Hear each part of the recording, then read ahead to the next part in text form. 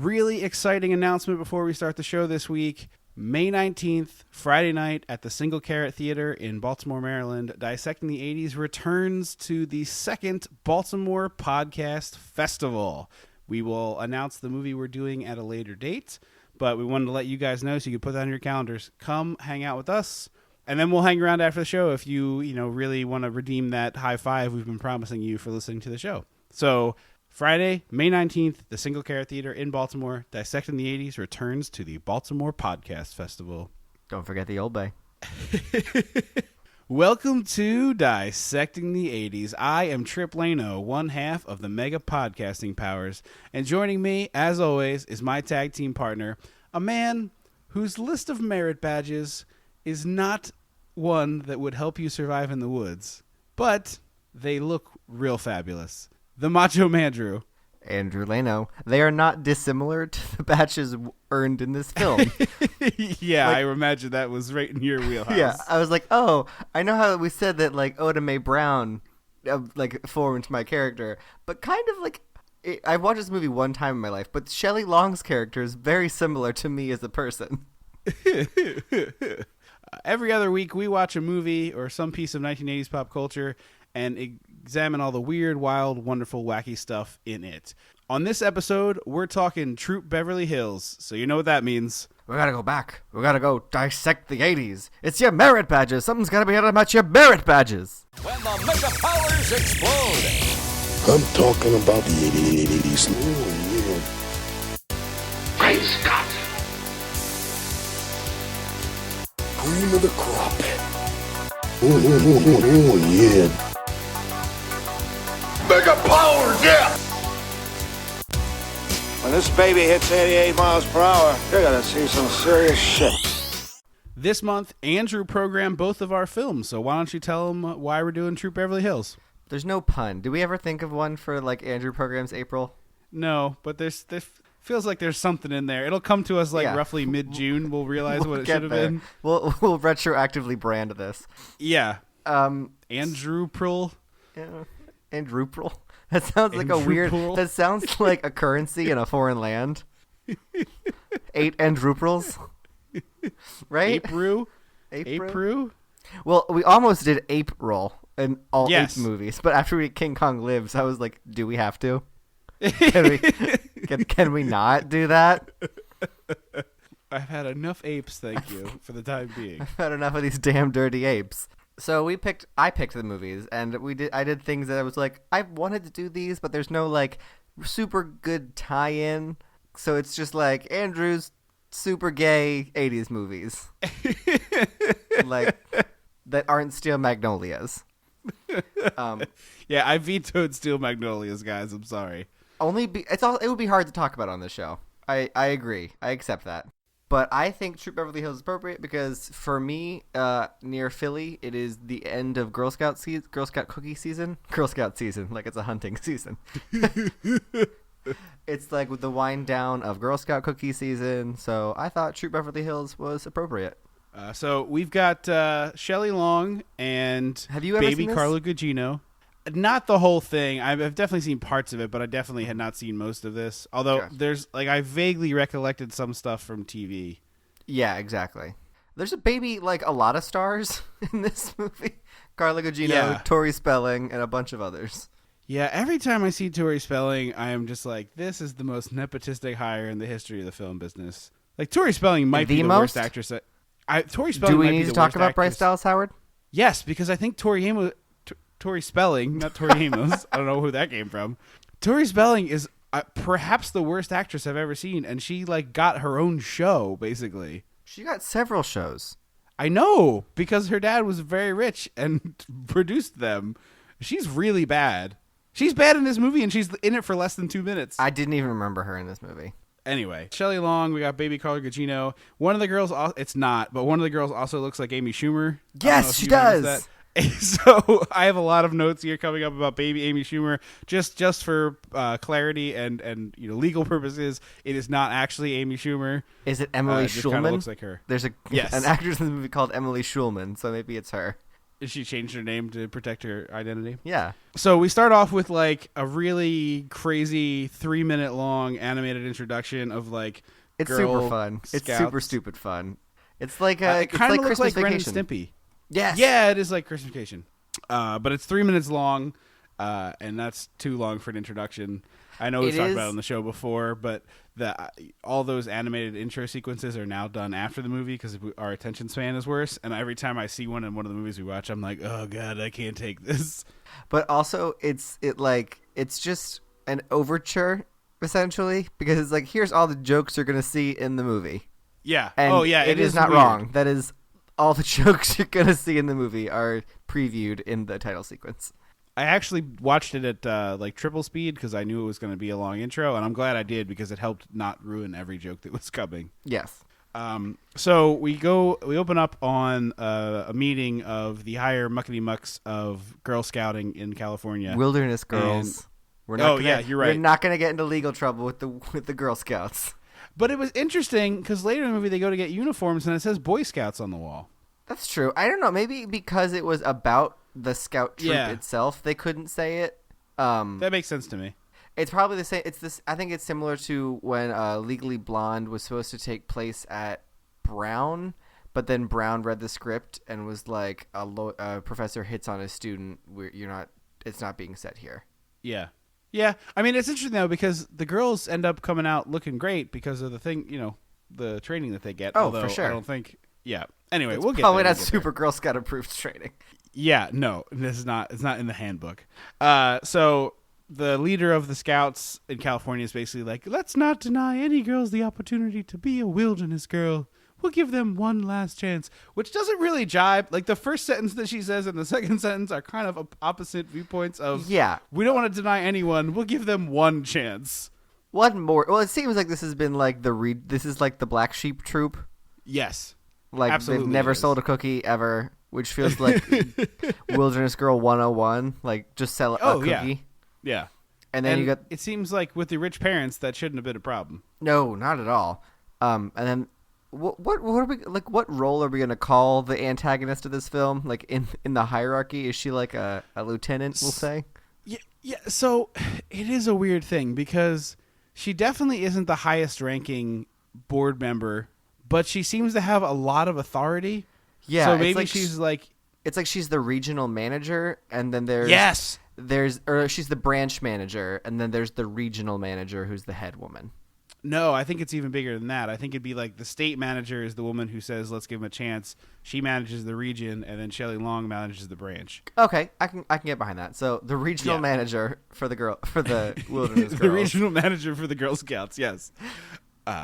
She's like really mean, and like it's one of these aggressively 80s mean. movie thing. Yes. But it's one of these 80s movie tropes where like I don't understand why the villain is a jerk. And I know we've talked about in this show a lot of like, look, I don't need to know why the person is a jerk.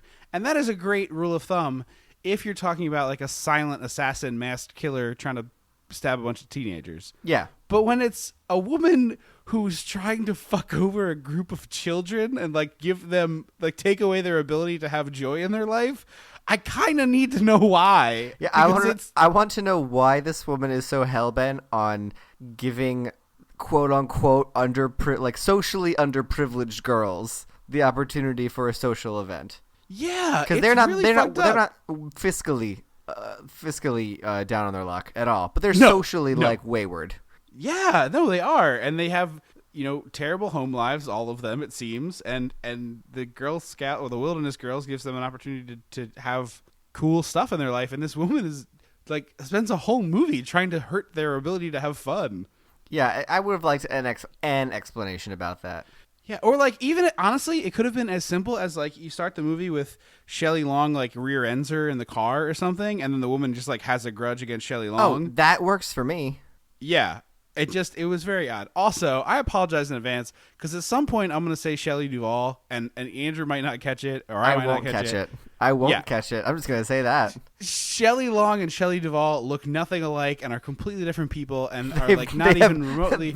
Yeah, they're like literally IMDb nothing pages. about them looks alike. Their IMDb pages aren't similar in any way. No. But for some reason, I really struggle to say Shelley Long's name correctly. I don't know why, but that's just a thing that happens. Have you ever seen that supercut of Shelley Duvall saying, "Hi, I'm Shelley Duvall"?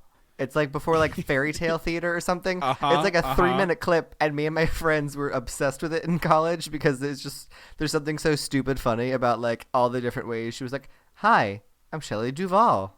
Yeah. It's like the supercut of wrestlers breathing in the middle of their like, "I'm gonna beat you this Saturday night." Someone just went through and grabbed all the noises, and it's really terrifying. It's just very unsettling. But yeah. So anyway, the reason why I bring that up is because another podcast that I like was once trying to bring in funny stories of actors and actresses, and I relayed a story that we heard when we were on a tour at the Paramount Pictures lot in California when we went out there for vacation a few years ago, and they used to have a big parking lot that you could flood like a pool. You could block it off, and it could be filled with up to like 6 feet of water, roughly enough to float small boats and do small water scenes. You couldn't do like an open ocean thing, but you could do some stuff.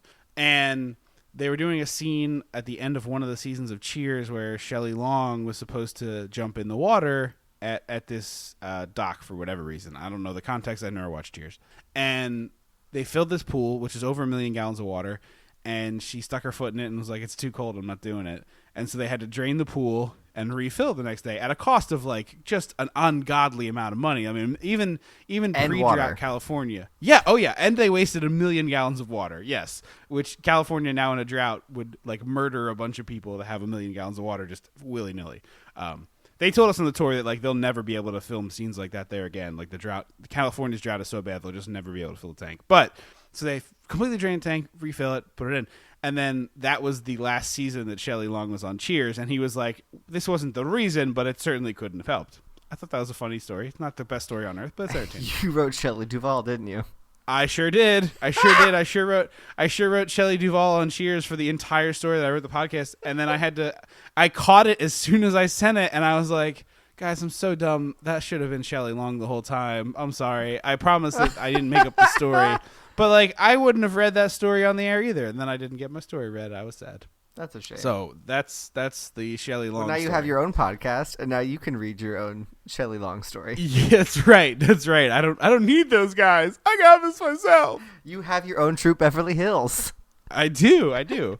So anyway, we've got like some shitty couple stuff happening with Shelley Long and Craig T. Nelson. Well, because she applied to be the troop leader. We didn't say that. Yeah. They were like, we have a new applicant, and it's like Shelley Long, and she has a headshot in there, and they're like going through what her interests are, and it's like what she says they are and what they like mean in the world of Beverly Hills.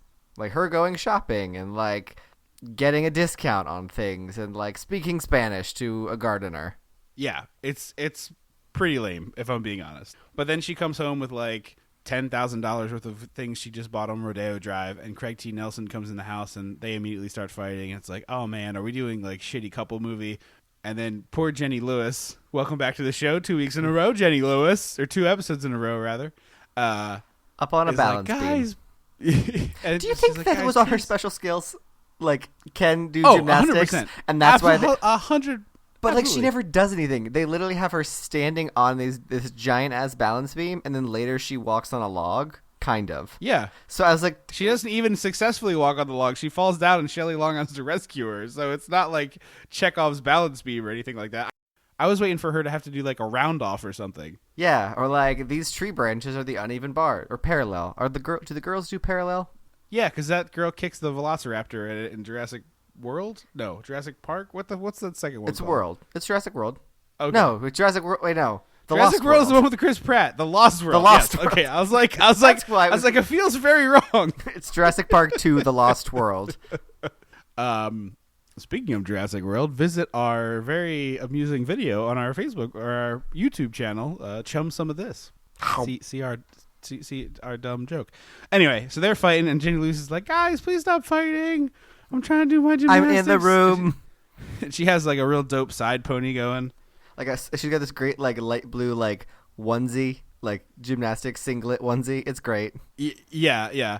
And then it cuts to like Craig T. Nelson's in the bedroom packing up, and he and Shelley Long are still fighting. And Rosa the maid is like really invested in this marriage not working. Like she's really sad about it. And it's weird because you get the impression that Shelley Long doesn't do much talking to the servants of the house, and Craig T. Nelson is just never at the house. I didn't get that.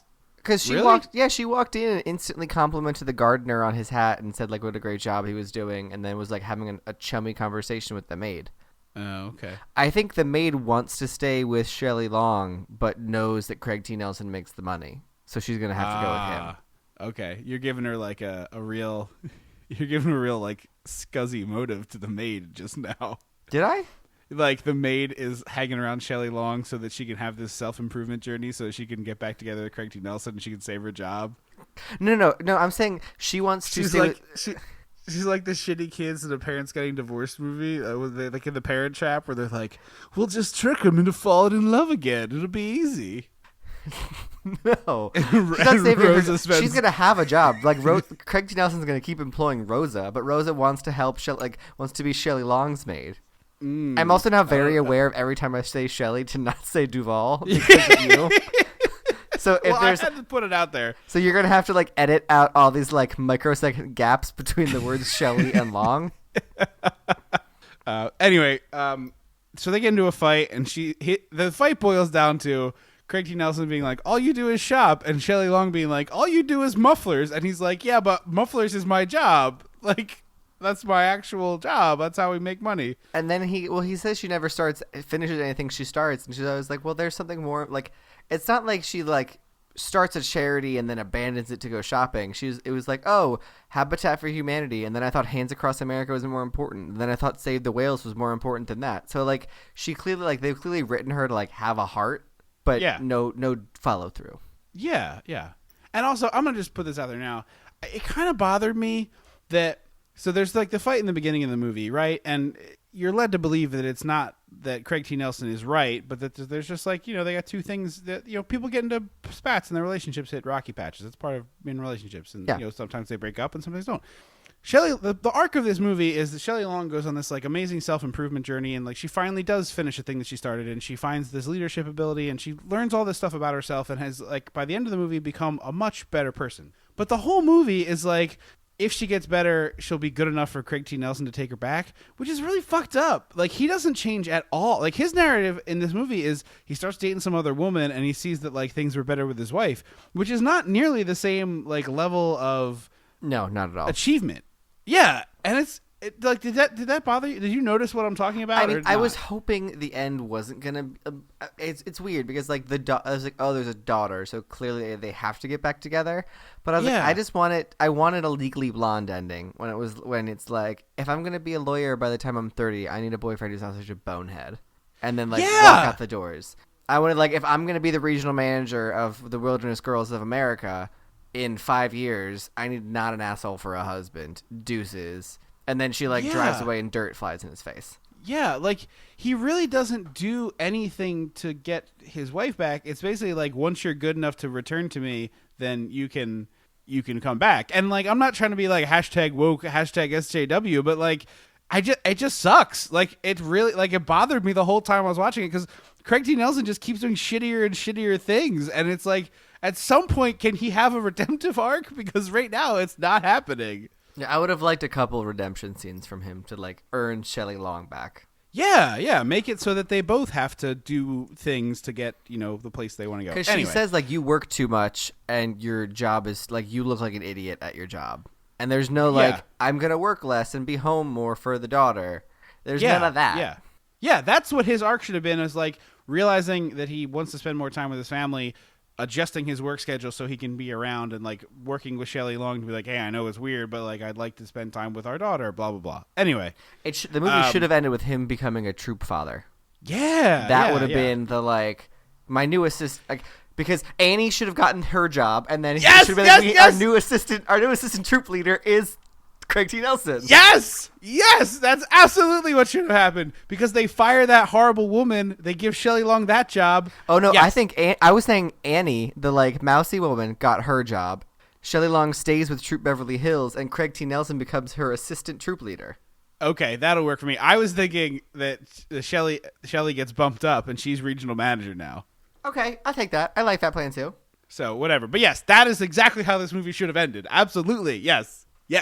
Internet high Once five. again on Trip and Andrew Rewrite Movies.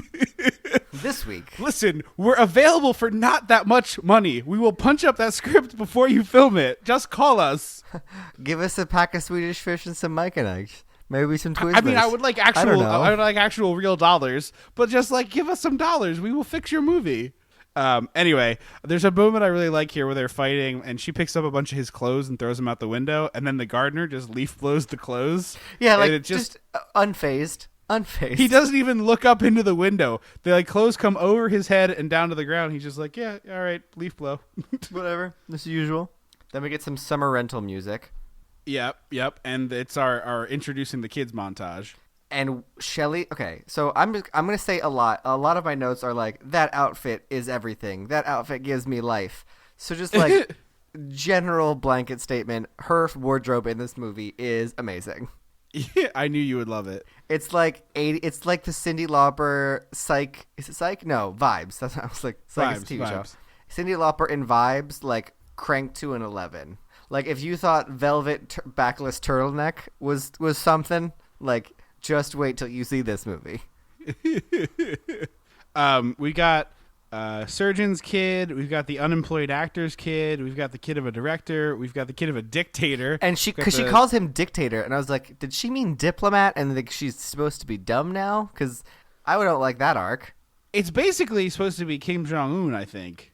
And Imelda Marcos. Because later they say, how many shoes do you have? Oh, wait, who's that? Who's her? What's her? Then it's not Kim Jong then. No, so like I don't know who he's supposed to be, but Imelda Marcos was. I just know that she was known for having lots and lots of shoes. Who was she married to? I'm gonna Google it. Well, I'm gonna Wikipedia it. The widow of Ferdinand Marcos, the 10th president of the Philippines, served as first lady from 65 to 86. One of the richest politicians in the Philippines through her collection of artwork, clothing, and jewelry, along with money in offshore bank accounts under the pseudonym Jane Ryan. As a result, she's been called a kleptocrat by her critics who accuse her of plunder. Okay, so that's who that clearly was. Then you picked a reference up that I didn't get. Well, they said later in the movie they're like, "How many shoes do you have?" And I was like, "Oh." No, I do remember that, but I didn't know that about Imelda Marcos off the top of my head. So, and then the daughter of a sexy novel writer who writes them with her daughter. And also her daughter is a TV star? Yeah, and that is like the most fucked up relationship I think I've seen in a movie in a long time. Like, well, they also don't talk much about her being in... Like, I was like, this girl has a career of her own, and they just don't talk about it. Yeah, although I did kind of like that, because she does say very early on, like, Mom, I want to have a normal childhood and be a kid. You know, I need to have these experiences. And so I kind of appreciate that, like, it shouldn't be all about her being a TV star. But there's that moment later when they're selling cookies and they have a pretty smart gimmick to have her autograph the boxes that she sells them. Yeah, I did like that. That was fun. I just would have liked like a show name or something. Like something, an allusion to Punky absolutely. Brewster or something. Yeah, no, absolutely. Or what was the show with the little robot girl? Small Wonder. Small Wonder. Like if she had been like, you're the star of the show, like Big Amazement or something. Yeah, no, like anything, and they could have made up a show title, absolutely. So all these rich kids are there, and they're like eating caviar and stuff at this Girl Scout meeting, or sorry, in a park. I'm gonna keep doing that. Yeah, in a public park, and then they're like, "Well, where are your uniforms?" And they're all like, "No one lasted long enough as troop leader to take us to buy uniforms." So they go do that. Wouldn't that be like a day one thing? Yeah, I maybe feel like day that's two. Before, I feel like you maybe come to one meeting to see if it's for you before you buy the uniform, and then you gotta buy that uniform. I would think like, so. As part of the game, I think. I mean, I never did it. You were never a Girl Scout? I was never a Boy Scout either. I think Gig was the only of Mom's kids who was a scout. Yeah. I never had any interest. Like no. My love of the outdoors and hiking and stuff happened within the last 3 years, like 3.5 years. That is not something as a kid I did not want to be out with bugs in a gross tent somewhere. No, I'm like, the trees in our yard were about it for me. I was like, I'll climb these trees. Yeah. Now as an adult, I enjoy that stuff, but I did not as a kid. So they go to buy some uniforms, and then, see, this is another weird timeline thing. Shelley Long has to go to orientation with all of the regional managers and such, and branch managers, but that happens after she's had her first meeting with the scout troop, which seems insane. Yeah, it's weird that like she is training to do it while she's doing the job. It feels like they're setting her up for failure. Yeah. And then I really kind of liked the dictator regional manager woman who's like, this is going to be the hardest thing you've ever done. If you're not ready for it, leave. And these two older women kind of look at each other and stand up and just walk out of the room. And then her response is like, that's fine. Let him leave. Cull the weak. Well, because Shelley Long goes to the uniform store and puts it on, and I was like, that uniform's terrible. And then Shelley Long was like, this uniform is terrible, and here's all the reasons why. And I was like, oh, okay, yeah, no, she's right. Those are why. So she takes it to her like tailor and is like, fix this. And so she comes into the meeting. Everyone else it's like essentially like a khaki like thigh length shirt and like a shin length skirt and like khaki shoes. It's your head to toe khaki. Yeah. And she comes in this khaki like capelet, smoking a cigarette holder with a tiny hat, and then she flips off the cape and it's got like green satin lining, and her uniform is like cinched and piped and like so cute. I loved it. It's pretty amazing. I mean, it's dumb as hell, but it's pretty amazing. So she obviously doesn't make a great first impression coming in dressed like that, and she wants to like change the way they do things, and already it's a lot of she anger. literally goes, I know you guys sell cookies and that's adorable, but like what if we did a telethon with TV stars instead? That sounds like it'd be more effective. And I was like, yeah, no, probably not wrong. Yeah. So we cut to, we're watching TV back at the house, and it's a muffler commercial with Craig T. Nelson, and he's dressed as a muffler, and he's just like the dumbest looking costume on earth. It's like a Tin Man costume that fell into a wood chipper. Yeah, that's kind of like it. The body so stayed intact, but the head and arms are just like... So as she's watching this, she looks out the window and she sees this woman like coming into Craig T. Nelson's living in the guest house in the backyard. And so this woman is like walking back to his place. And she wakes up Jenny Lewis and is like, hey, a woman's going into your dad's room. And it's like, that's a deeply inappropriate thing to be talking to your kid about. But the response from Jenny Lewis is dark hair, long legs, big boobs, which means Jenny Lewis has also made note of this woman. Yeah. And is like filing away a judgment about the type of women her dad likes to shtup, apparently. I mean, if I was Jenny Lewis, I probably would do the same thing. Yeah, but it's pretty terrible that she's like, wake up and talk to me about the slut that your dad's boning. And then there's Cheryl, I almost said Cheryl Lewis. Isn't that the woman with lamb chop? I don't know. I don't know who Cheryl Lewis is. Shelley Long is like on her like balcony looking in Craig T. Nelson's guest house, and there's a really good looking fall. Like yeah, she falls out of a tree. It's a well done fall. Whoever like it's not because we've seen before with really shitty dummies. Yeah, no. And I was like, this is a person. Yeah. So cut to camping trip time for the Wilderness Girls, and they have 2 limos and a tent truck set up to take them out there. And they're doing like campfire fondue, and then like hanging around reading magazines. Like it's very odd as a camping trip because it's already like done. It's my the kind of tent's already camping. been set up. Yeah, Andrew's ideal camping. And then it starts to rain, and of course Shelley Long is like, "Oh, let me save the fondue," and then she falls in the mud, and then she gets up and falls in the mud. When she slipped, I was like, "Oh, she's gonna trip, and the fondue's gonna get all over her." But that didn't happen at all. I was like, "It's just mud." I wanted like fondue splatter. I wanted a face full of chocolate. That would burn you pretty good. I feel like that would burn you like pretty good. I also think falling off a balcony into a tree onto the pavement might kill you. But you know what happened? Wait, she landed in the flower bed. It was cushioned. Oh, she still hit a tree on the way down. She took the fall really well. She absorbed the blow with her shoulder and then rolled off of it. She starred alongside Meryl Streep in Death Becomes Her and just like cracked her neck back into place. So it starts to rain. She falls in the mud a bunch of times, and then she like gets up and falls back in the mud. Yeah, and then she has to like crawl into the tent on her hands and knees and just like covered in mud. So they're like, "Fuck this, let's go to the Beverly Hills Hotel," and they get like a big hotel suite and they pile all the kids in. And then Velda, that's the woman's name, by the way, the evil woman. Yes. What do we call her? The regional manager. The regional manager, yes. Velda shows up with her like mousy assistant and is like, "Is this what you call roughing it?" And Shelley Long's like, "There's one bathroom for 9 people." Yes. And I was like, which is a respectable answer. Yeah. I was like, that's me. That's a challenge. I also like the night before they're swapping scary stories, and Shelley's story is like, my usual hairdresser wasn't there, but I went and got my hair done anyway. And when he turned around the chair, he had given me a perm. And all the girls like shriek in terror. Yeah, it's kind of beautiful. I mean, it's stupid, but it's beautiful. It's the best kind of dumb, and Shelley Long committed so well. Oh, absolutely. So the truth, so Velma basically tells her she's terrible, and they go back home, and this is where the movie takes a turn to Bummer Town, and Jenny Lewis says the line, "Dad's divorcing both of us, you know." And it was like, this poor child. We is also gonna missed need the so joke much line therapy. before that, where she says he's taking her to batting helmet day, and she's not even under 14. And Shelley Long goes, "I wouldn't bet on that." That's gross. And I was like, "This is your daughter." yeah. Not like the best look, Shelley.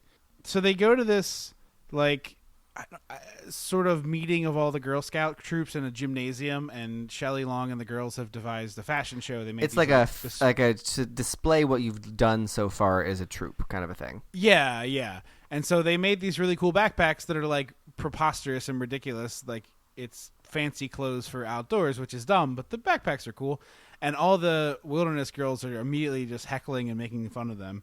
And at this point, Velda decides to send a spy in to observe, and there's like a bunch of secret spy montage. Like, they cut a hole in a book and they put a camera in it so you can take pictures of the camera. They got like listening devices. This is like a whole geared up montage. So Mary Gross is the actress who plays Velda's assistant, and you will know Mary Gross as the secretary who is all In everything? flustered in every movie between, I think, 1980 and like 1997 approximately. I think because she also did it on Disney Channel shows in the early aughts. Oh, really? She was on, like, That's So kept Raven. that going. Okay. She was also an SNL cast member for 4 years in the period where Lorne Michaels wasn't running the show. But she's really entertaining in this movie. She really adds a lot to it. She's one of the bright spots to me of this movie, that she really brings her A game. So she's been charged with doing all this spying, and she's got to go spy on the girls. So we get this really great montage of like the girls earning marriage badges. Jesus Christ. Merit badges. So they get makeovers, and then they learn how to appraise jewelry. There's a little bit of dancing. Then they get I think some of them are legitimate merit badges and some of them are made up. Because there's like a montage of like Shelley Long in a book like drawing a merit badge and like writing what it is, and then some of them are like she flips to a page and just like a dance merit badge. Yes, but I think Shelley Long does them all incorrectly. I'm sure. I think it's Shelley Long's interpreting dance badge, not like what a dance badge should be for a What do you think a dance badge would be for a wilderness? Because basically, Shelley Long teaches like a ballet them thing. like 60s dance moves. She teaches them like the mashed potato and the twist. It's real goofy. So you're thinking like it's like a swing dance waltz class kind of a thing? Yeah, or ballet, or some sort of, it has like an achievable goal that you can achieve. Learn to do this step, not just like, here's how to do the twist.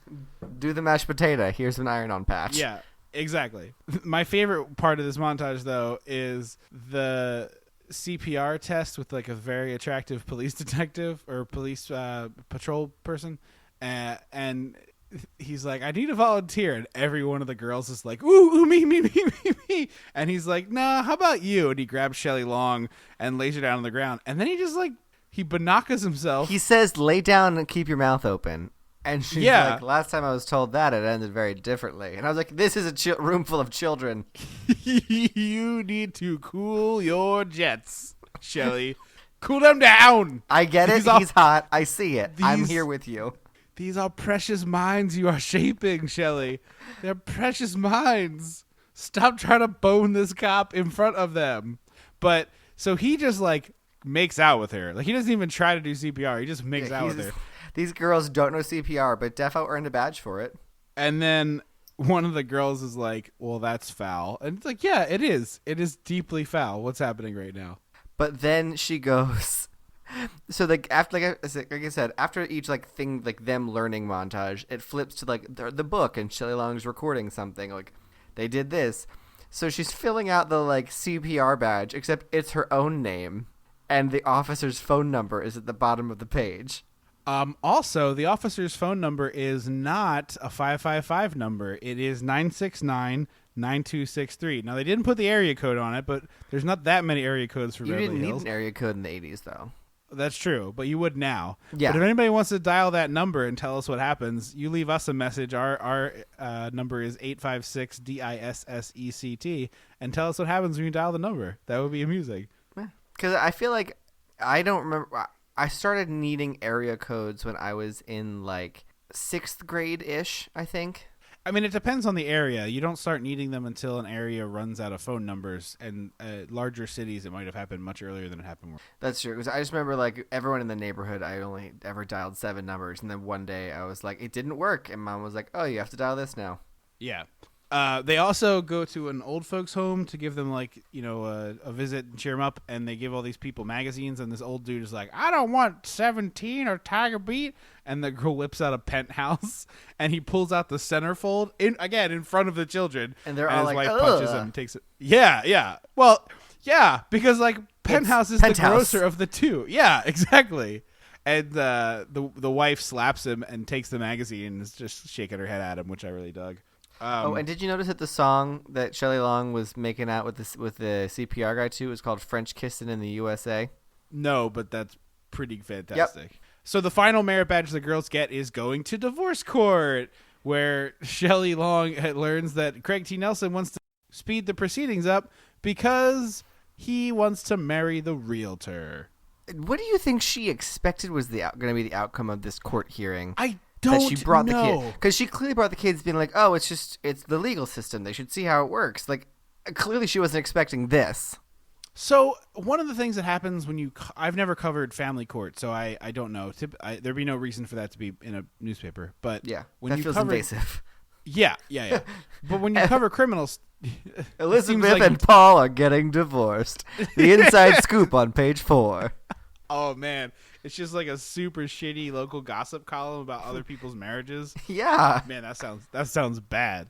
But so a lot of times in criminal court, they'll be like, "All right, we're gonna have a pretrial hearing on Monday the 5th," and you go there, and it's literally 10 minutes of the lawyers. One side goes, "Hey, we'd like to get an extension of XYZ for a total of this.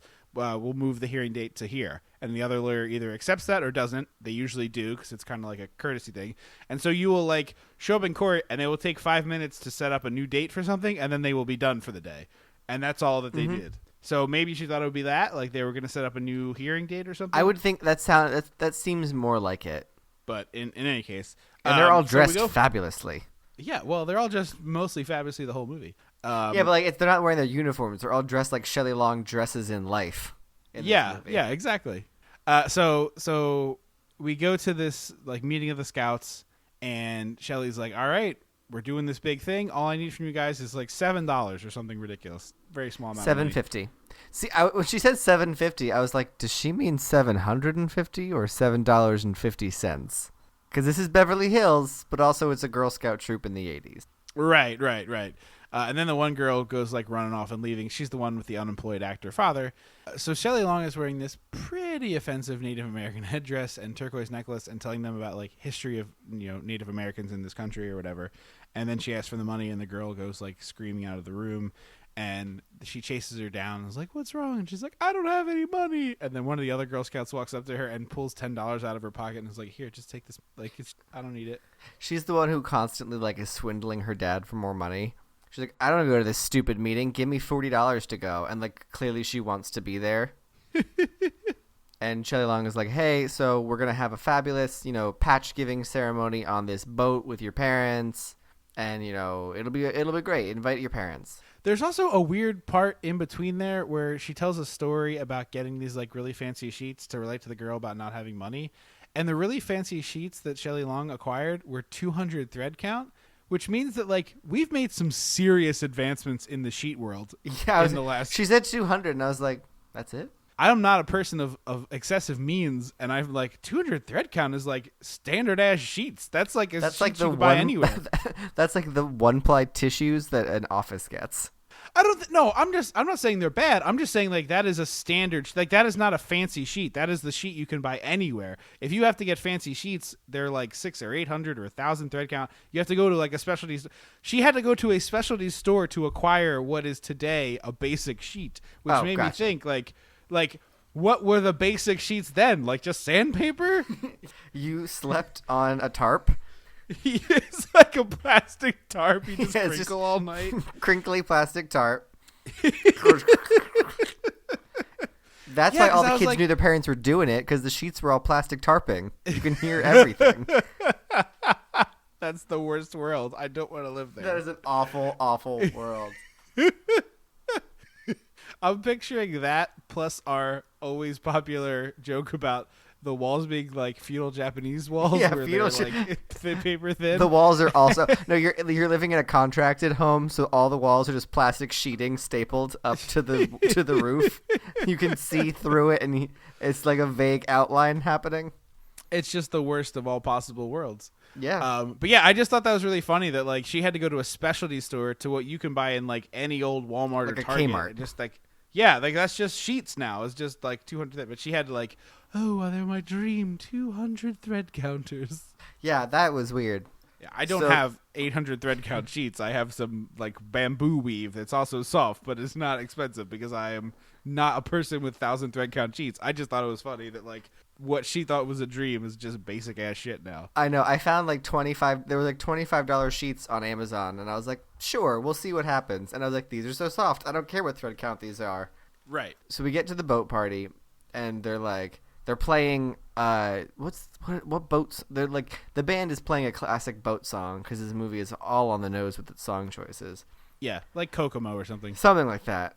And she's like, a merit badge for financing and jewelry appraisal and blah blah blah is this girl. And Carla Gugino says something about like, I'm here alone. My parents didn't come, and I wouldn't have invited them anyways. So bye.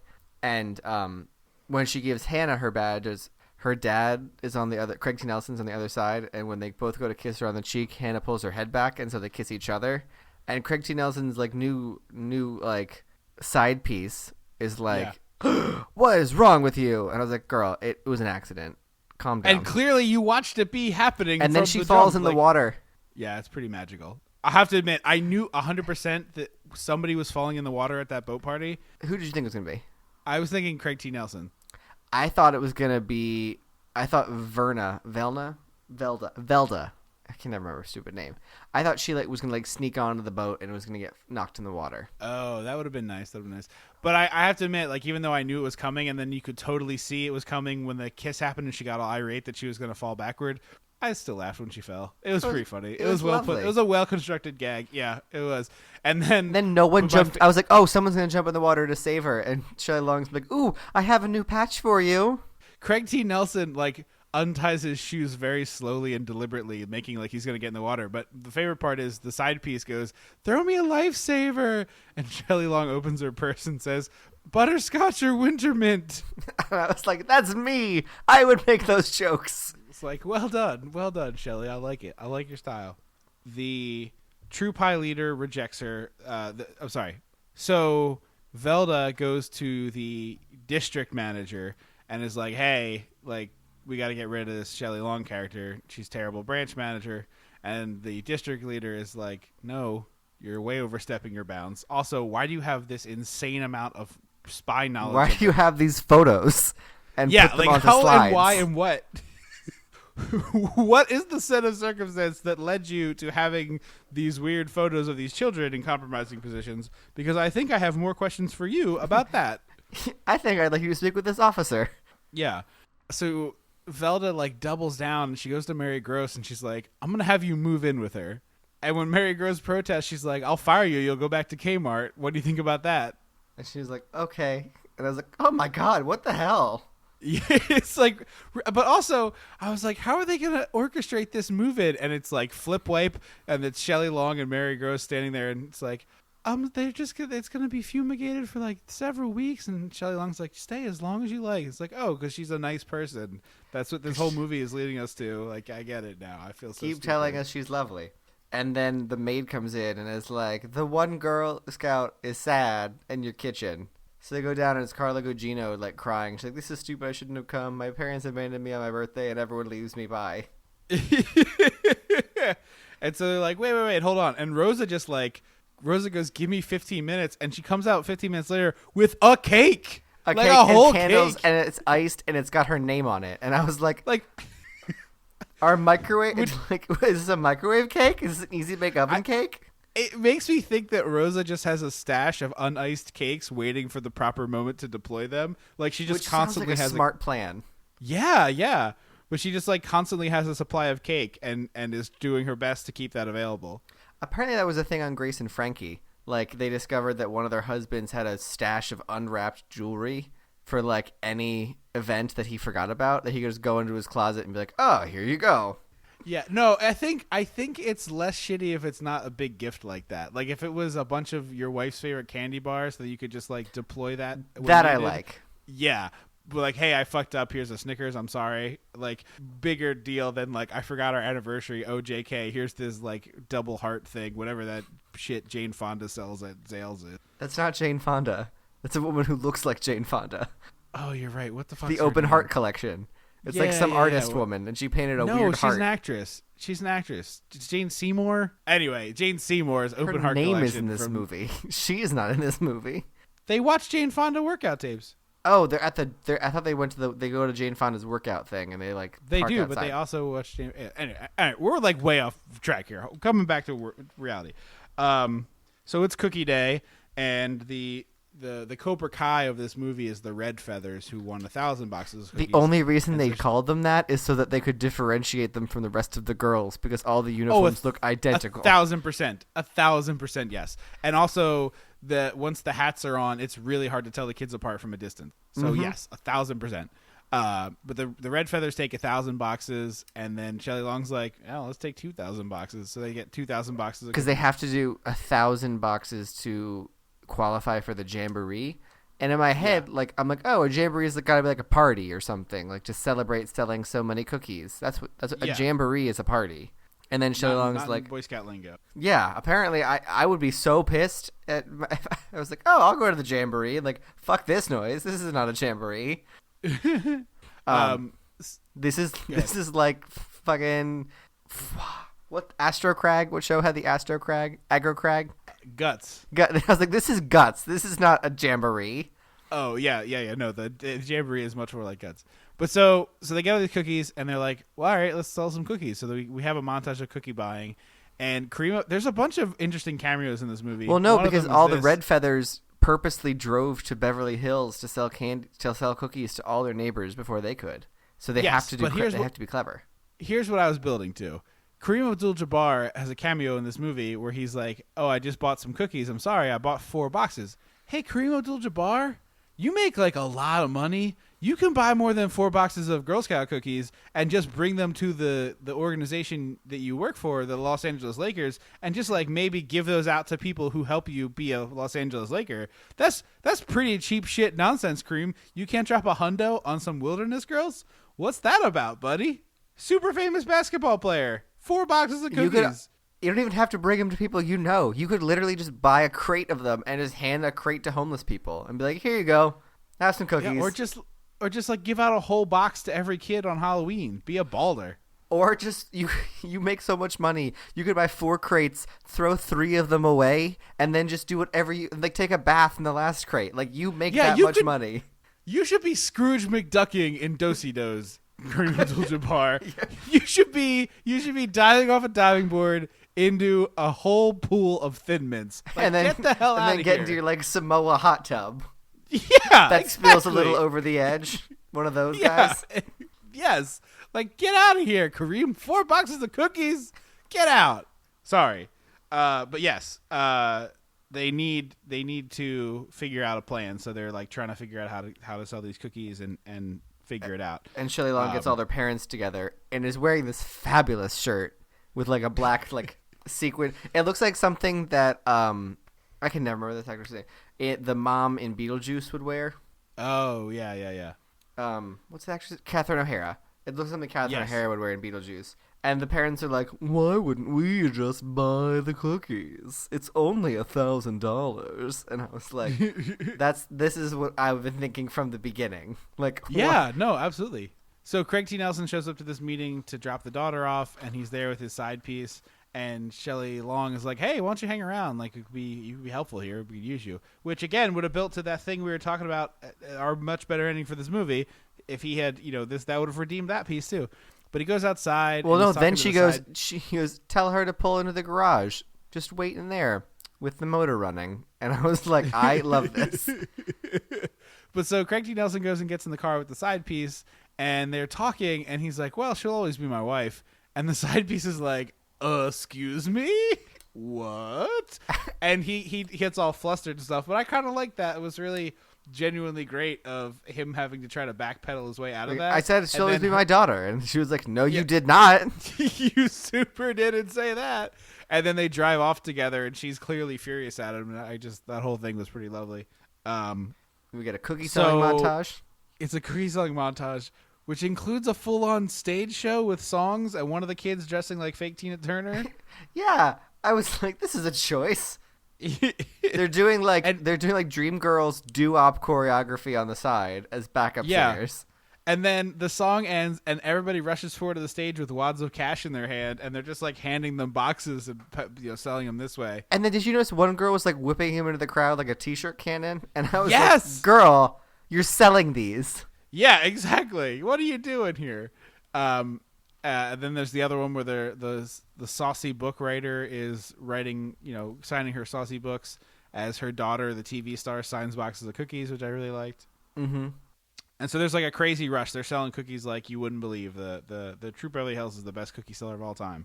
Then we cut to celebrating the cookie sales with this like big event that they're having. Well, we also missed that the Lifestyles of the Rich and Famous voice guy was like doing voiceover for a fashion show they were doing during that montage. Well, that's what I was just about to say. No, what I was about to say. I thought you were talking about the event that she invites Velda to later. Oh, no. I was talking about the fashion show. All right, go ahead. It's Robin Leach. No, that's all. I just saw. I was going to do that. The extent of my Robin Leach impression. The I'm Robin Leach. Welcome to the Lifestyles of the Rich and Famous. Yeah. No one can do that voice ever. I think I don't know why, but it's just a hard to emulate voice. Yeah, and it's super weird. But yeah, he's discussing all the women go, and then they sell a bunch of boxes of cookies there. They're selling to people in the crowd. They're selling them from the stage. Bing, bang, boom. And then we go to like the fancy party that you're talking about that Velda gets invited to, and it's like, hey, we're gonna ceremonially present the check for all these cookies that we sold to this shitty woman who hates me for no reason. Yeah, and she's wearing what I think is one of the most iconic outfits of this movie. It's this like pastel 4-tone ruffle dress. It's a nightmare. It is like an Easter Sunday vomit. It is a true nightmare. And there's a bunch of weird cameos here too, because Cheech Marin is there for no reason. And the guy from the Love Boat shows up. Yeah. It's just weird. And this is where you get to where you think Craig T. Nelson is going to be like, hey, maybe I made a mistake. Let's see if we can work this out. And instead, he just says that he's going to want shared custody of their daughter. And then Shelley Long falls into a pool.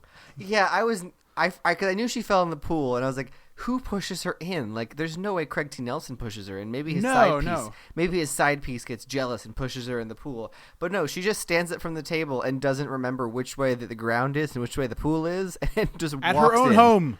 At her own home. It's not her own home. It's not? No, she gives her instructions on where to go. It's like a mansion. I thought she lived in a mansion. She does, but it's not that mansion. Okay.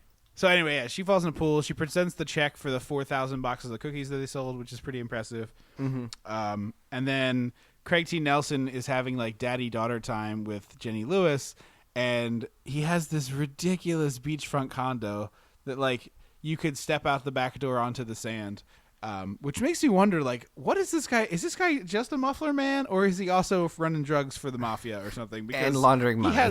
He has a lot of money. And so she, again, back to Depression Town, Jenny Lewis is like, I feel like a ping pong ball between you and Mom. And it's like, oh, no, this is so sad now. What did we do? Stop it, Jenny Lewis. You're really bumming me out. So Shelley Long has barricaded herself in her room, and her friend, the sexy novel writer, I think, comes to save her. And there's just like 50 empty bottles of Evian strewn about the place. I guess Evian was like a big deal. I mean, it was new and expensive back then, but also I think Shelley Long would have like water poisoning if she drank that much water in a day or she's two. peeing. It's not like she's But not they're getting up to pee. But they're 50-liter, they're 51-liter bottles. Like, that's so much liquid. Okay, fair enough. That's a lot of peeing. She's basically just peeing the whole day then. I mean, maybe she is. Her daughter isn't home. She's not leading the troop. What else is she doing? So then she tries to quit on the troop, and they're like, we won't let you do it. We need you for the big jamboree. I would have loved if Shelley Long, like me, didn't think the jamboree was going to be like a party and a ball. And was like, what do you need my help for? It's just a dance. And then they're like, no, it's not.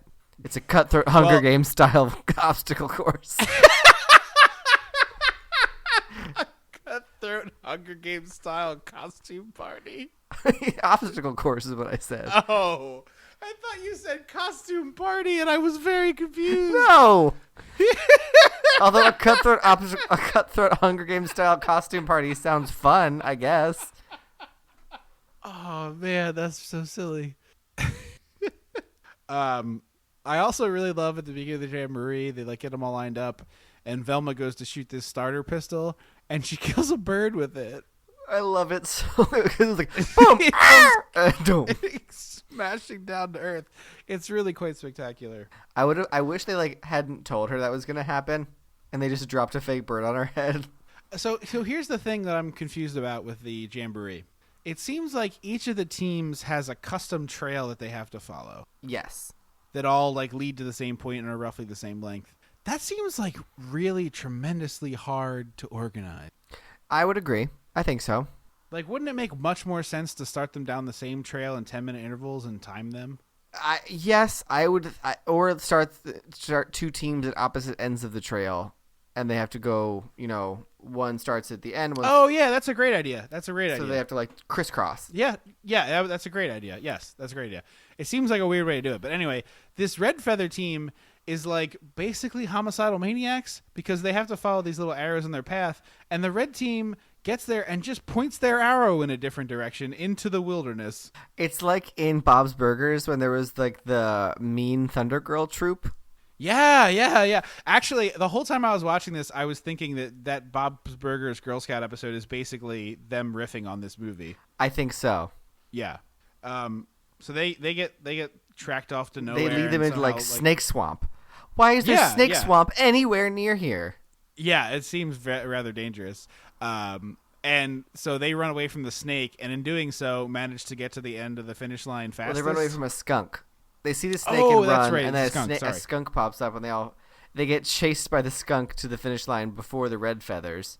And then they have Velda pick up the skunk and be like, I hate you. And I was like, oh, she's going to get skunk sprayed. Nope, nothing. Well, not nothing. She kills and eats it and wears it as a hat. On camera. We watch it happen. Yeah. She makes it like a Martha Stewart style how-to video. It cuts to that like over the shoulder or just top-down view of like hands working on a thing. It's like a tasty video. Yeah, it's just a tasty video of like prepped skunk, and she's just like, no. But we do see her roasting on a spit and wearing its fur as a hat. So she tells the leader of the Red Feathers that she's going to have to be ill and that Velda will take over her troop. And when she announces feels that, very unfair. The Beverly Hills troop goes, wait, she planned the course. Why is this fair and allowed in any way? Which is a reasonable objection that they raise. A reasonable objection.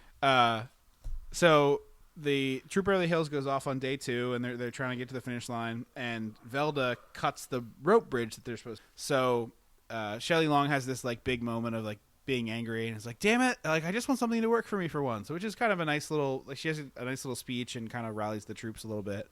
And then they find this fallen down log when they're like, okay, we'll have to use this to cross. But what I don't quite get is they're going to use the log to cross, and then they're going to like tie the rope bridge back together. And it was like kind of a weird, like that seems really unsafe to do, right? Like they don't possess the ability to fix that bridge. No, that bridge, its structural integrity is shot. Yeah. Just cross the log. So we got a really long scene of like Shelley tries to cross the log, and she does both. Okay. Everyone who tries to cross this log. Why does everyone stand up when they cross a log? Okay, thank you. That's exactly the same thing I was going to say. Just crawl across. Every time I play a video game, like the new Tomb Raider game, she like stands up on the log and like does the arms out wiggle like, whoa. And I was like, Yeah. who is giving you style points right now? Just crawl. Yeah. Like bear hug and inchworm your way for all I care. Just do it safely. Yeah. The only reason you should be standing on a log is if for some reason, and like the only reason to me that's acceptable is like there's a murderer behind you with a machete. Should you be standing on a log is to leap from one log to another. Or you're in like some kind of lumberjack log game and you're doing the spinny one. Yeah, yeah. Other than that, just get down on your hands and knees and crawl across the log, you dickheads. It's easier and safer. So it's this whole thing where like Jane Lewis's foot gets stuck and then she pulls her foot out of the log. It's like there's like way too much time hanging out in this log. This movie is pretty well paced. It's not too long, but this log bit is interminable. Yeah, it's a bit much. Yeah. And so the Red Feathers, the Velda's like, here, let's cut to this hunting ground only place. And the Red Feathers are like, okay. And she falls into a hole that they dug to catch an animal, I guess. Yeah, it doesn't really make much sense. And her ankle gets broken. And the Red Feathers are like, give her a canteen and some rations and leave her. You're dead weight. And so at this point, I kind of lost my suspension of disbelief with this movie because that's really evil. Well, the Red Feathers are evil. That's what we've learned so far. I know, but the first one you can write off as like harmless pranking. The second one is like, let's leave this woman with a broken ankle to die. No, because someone could come back and get her after they won. Right, but that's like not Wilderness Girl material, is it? It feels like not Wilderness Girl material. Neither is Velda. So they basically, they say you're dead weight and they leave her. And then Beverly Hills troop obviously comes to the rescue. They see Velda there and they're like, we're not going to leave you behind. No, the best is Shelley Long is like, what's the fastest way to get to the finish line? We'll take you. And Velda's like, no, I won't tell you anything. And Shelley Long is like, girls, we can leave her here to die and win, or we can do the right thing. I'll let you decide. The girls are like, fuck this, we're leaving her. She's a monster. Which is the accurate thing to do, honestly. I would have done. Thing. It's evil when the Red Feathers do it. It's less evil when Troop Beverly Hills does it because this woman has been sabotaging them at every turn, like a crazy person. And then so they like tie their backpacks together. Wait, this just occurred to me. I'm sorry. If you like, I like to use the phrase like zoom out a little bit, right? So like if you zoom out a little bit on Velda and think about this in a little bit more abstract terms, it's really fucked up. Like a crazy level of fucked up that she is spending so much time trying to sabotage a bunch of children. She has a daughter, by the way. She's in the movie, and she's one of the Red Feathers. So, like, where's that relationship right now? Right. Anyway, the you were saying the girls with the backpacks. They, like, tie their backpacks together to, like, make her a gurney, and Shelley Long's like, I had faith in you girls all along, and the girl, Velda's like, oh, I'm gonna vomit, you guys are gross. And I was like, I would have knocked her the fuck out. I would have picked up a rock, clocked her in the face with it, tied her to the backpacks. Just like, everyone grab an ankle and we'll go ahead. Just we'll let her arms drag in the dirt. Her face first. just like make sure that we're all going to tell the same story. Like we found her, she looked like she had broken her ankle and hit her head. Yeah, we found her unconscious, decided to save her. Yeah, don't think too hard about it. Also, there were several claw marks all over her face. And it looked like someone stuffed an entire box of cookies. Didn't even open the box, just opened her jaw and jammed the box into her mouth. It was weird. They must have thought she was in like diabetic shock or something. It was a very bizarre situation. This trail isn't safe for our girls. No. So the Red Feathers get there first, but they get disqualified because they don't have their troop leader, and then Troop Beverly Hills wins the Jamboree. But the Red Feathers stole the trophy and never got it back. No, they don't give it back. Which I was expecting that to come back. Yeah. And also, Velda gets so angry, she gets up and starts walking around. Yup. Totally fine. Okay. And it's weird because two independent people examined her and said, your ankle is broken. And they also show us, as the audience, like her ankle's all fucked up looking. So what and how is this leap in logic happening? Like, that's a pretty big failure, I feel like. Yeah, that is garbage. So she vows to start her own troop or whatever, her like own organization. With blackjack and hookers. Yes. And she storms away, and then obviously Craig T. Nelson and Shelley Long get back together, which I still am annoyed by. Like I think that's a bummer ending for this movie. It's a bummer ending for Shelley Long. Yeah. Not for the like daughter. She had this journey of self-realization and stuff, and Craig T. Nelson just stopped fucking a different woman. It's a weird unequal thing. Anyway, sorry. I know I keep harping on it, but it's just weird to me.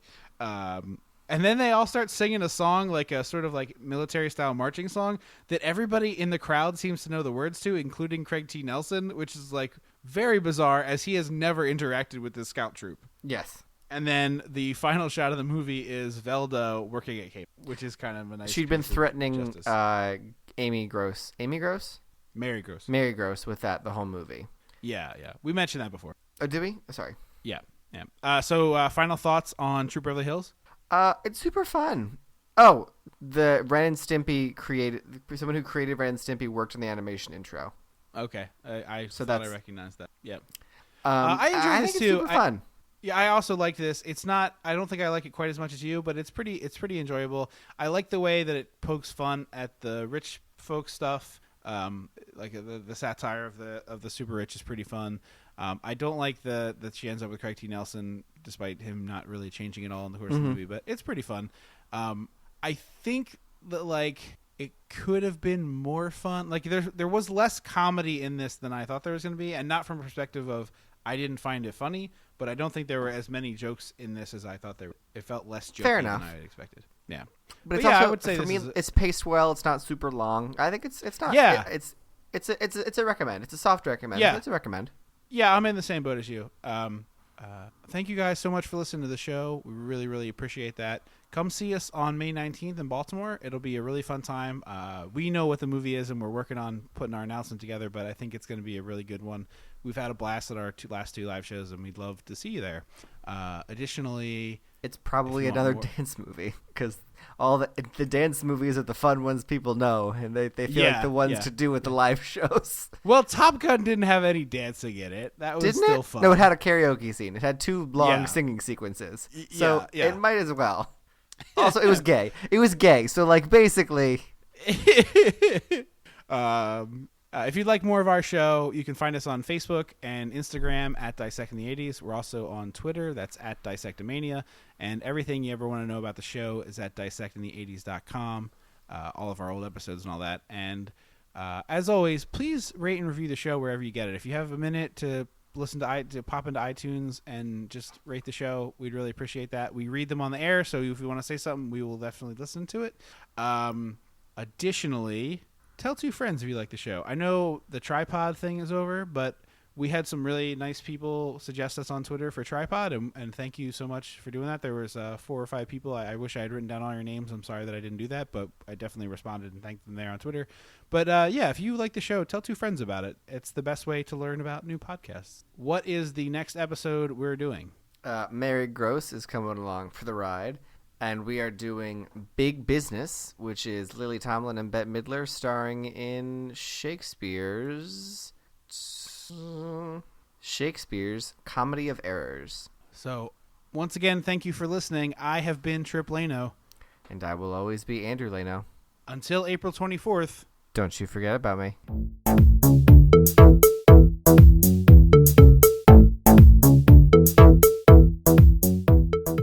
Dissecting the 80s is a Chum Some of This production.